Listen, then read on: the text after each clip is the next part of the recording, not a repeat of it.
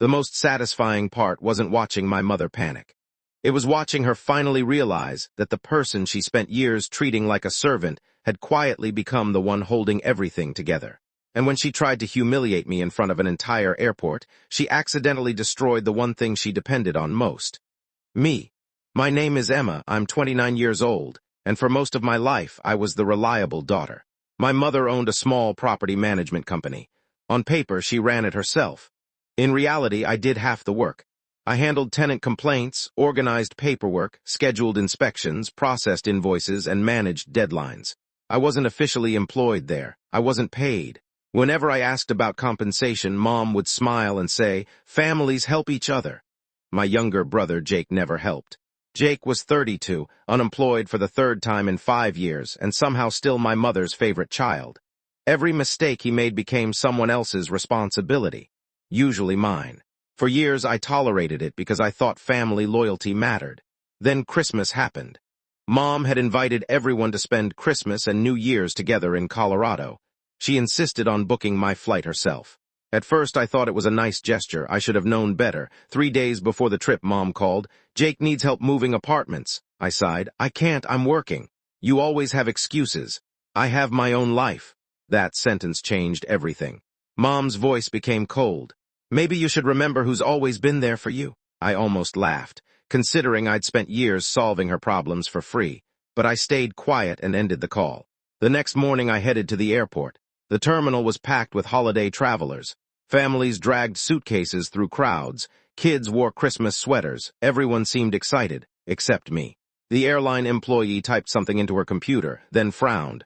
"I'm sorry, ma'am." My stomach dropped. "What? Your reservation was canceled yesterday." I blinked.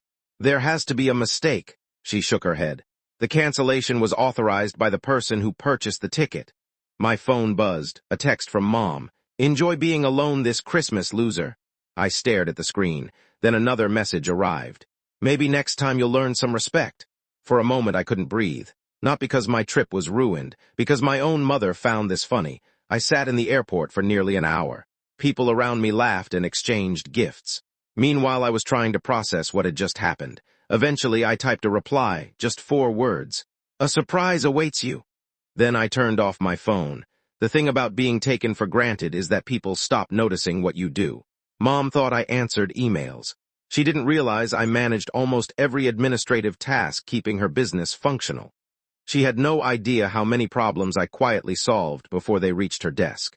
For years I'd been protecting her from chaos. That Christmas I decided to stop. I didn't sabotage anything. I didn't delete files. I didn't touch a single document. I simply stopped working for free. No more reminders. No more scheduling. No more tracking deadlines. No more fixing mistakes. For the first time in years, I focused entirely on my own life. And I enjoyed the holiday. I spent Christmas with friends, watched movies, ate good food, ignored every message from my family. Then January arrived. The calls started. First there were 5, then 10, then 20. Finally I answered. Mom sounded exhausted. "What have you done?" I smiled. "Nothing. The office is a disaster."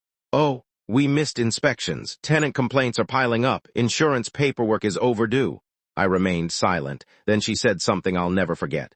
"You knew these things needed to be done." "Yes." "Why didn't you tell me?" I laughed, because suddenly she understood.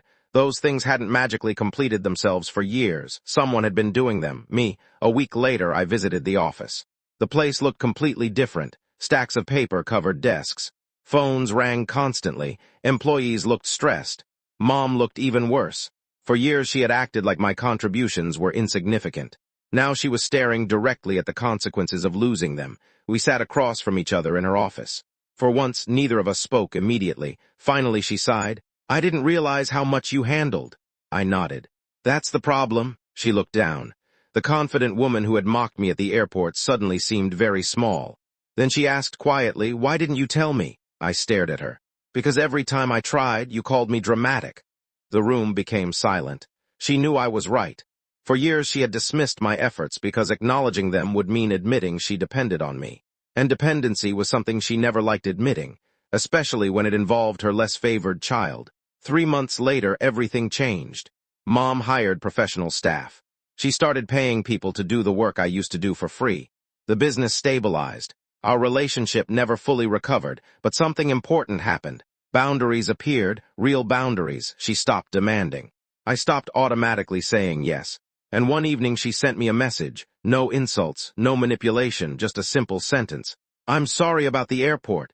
It wasn't a perfect apology. It wasn't dramatic. But it was the first genuine one I'd ever received from her. And honestly, that wasn't the best part. The best part was knowing I no longer needed it. Because the lesson wasn't that my mother finally respected me. The lesson was that I finally respected myself. And once I stopped allowing people to treat me like I was invisible, they were forced to see exactly what happened when I disappeared.